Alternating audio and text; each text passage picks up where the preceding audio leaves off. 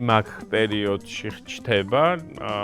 მეტადონი, აი ქურდები მეტადონს იკეთებენ, ასე ვთქვათ რა და იწყება ის მეტადონის ძალიან სერიოზული, ასე ვთქვათ,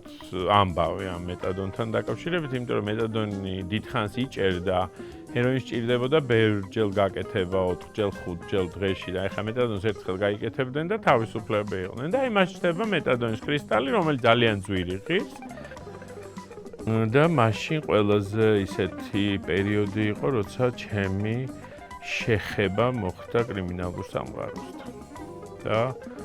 იყო ესეთი დღეები, როცა განყოფილებაში იწვა 17 ავტორიტეტი, ქურდები, ანუ ეს კანონიერი, რომელიც დღეს არც ერთი არ არის ცოცხალი. მიხაილოვის საავადმყოფოში იყო ესეთი ტოქსიკოლოგიური განყოფილება, რომელშიც მუშაობდნენ